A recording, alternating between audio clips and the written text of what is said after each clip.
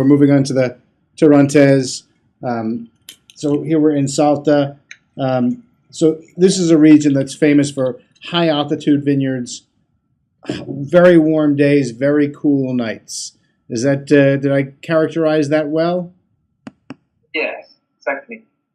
It's about, sorry, I don't know in feet. It's like 600 feet. It's very high. There's the photo. As you say, it has warm days. You must remember it's almost in the Tropic of Capricorn. Mm-hmm. So you are very close to the sun, I would say. And there, the Torrontes used to be like the only variety that was cultivated there.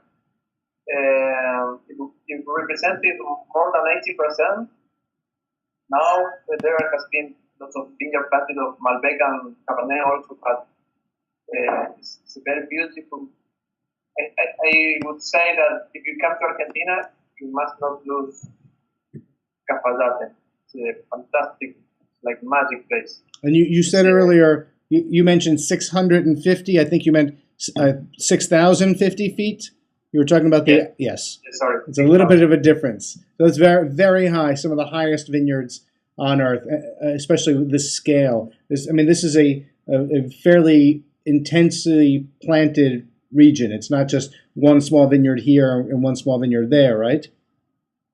Well, I would say that it's one of the places where you can only find one species cultivated, that is vineyard. You can only see vineyard there. As I said, it used to be just Torrontes. Now there are some other things. Like the life of the town is wine. So it's very nice. Mendoza, is a bigger city, so you have other kind of activities. But Cafayate is a small town, all living from now tourism, but mainly wine. So it's a small farming community that hit the jackpot with Torrontes, because evidently this is a perfect spot to grow Torrontes. It's very well known as producing some of the greatest expressions of the grape, and this is a beautiful grape, very typically very floral. I get a lot of jasmine. I get some peachiness going on here, some lemon drop kind of candy. You can see now it's a very expressive wine, and if you drink it all out of your glass, you will still can feel the wine for a while. Especially if you have a mustache. You get a little cotton there, you're smelling Torrontes for the next 2 days. It's very nice in the mouth. A lot of Torrontes that I've tasted sometimes can be a little sweeter, can be a little round and soft. This is a very firm, linear example of Torrontes, beautifully refreshing. I love the fact that it's a dry, minerally wine on the palate and effusively fruity and floral on the nose. Yes, what we try to do is to have two picking time. So you can feel like some orange blossom and some freshness that is coming mainly from the first vintage, and the second one provides all this cattle background. I would say that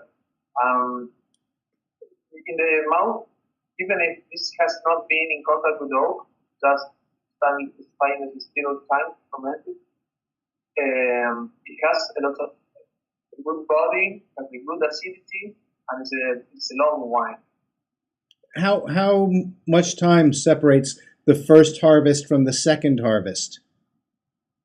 About 2 weeks, from 2 weeks, 20 days. So it's fairly significant. A lot. The grapes really change in 2 weeks when they're mature enough to be picked to go to the second harvest.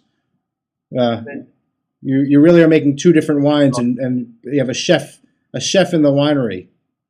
Yes, and also you see a shift in the color of the grapes. They go from greenish grape to the yellowish. So we're going to talk a lot about the terroir of Mendoza, and we've got the soil maps for Mendoza. I did not find a soil map or a soil illustration for this wine. Can you talk a little bit about what the soil's like in Cafayate, how it's different than the soils in Mendoza? I would imagine it's basically up in the mountains, so this also must be geologically very young, very low in organic material kind of soil. Exactly. You got it. It's a very sandy soil, mainly in Cafayate. There are from 1 meter to 2 meter deep, is something like 3 to 7 feet deep soil, sandy soil. That's I would say is the most typical. That's and the most classical cultivated area are the bottom part of the valley. Mm-hmm. Now there are some people planting a little bit in the side of the valley with more stony, more stony areas. But this one is comes from a very typical. I would say it's like horizontal trellis system. We call it parral. It's not vertical. It's just like a big bed of shoot where the the branches are hanging, and then you can. It's good for this variety there because the sun is quite intense. So in that way you can keep it a little bit protected from the sun. So you're using a pergola system. So Pergolas. how That I how? would, Yeah, there you go. I will I could have saved a lot of work. That's all To right. say pergola. It's perfect.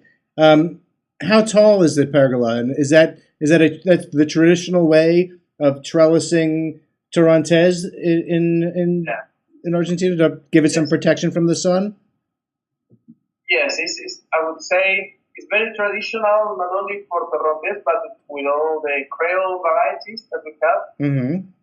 They are very productive, and you may expect to have like 20, 25 tons per acre. So that they're very productive. Even Torrontés, you may have overproduction if you are not very careful with the vineyard management, but not so much. And what we can look for here, this Torrontés is the only vineyard that we don't own.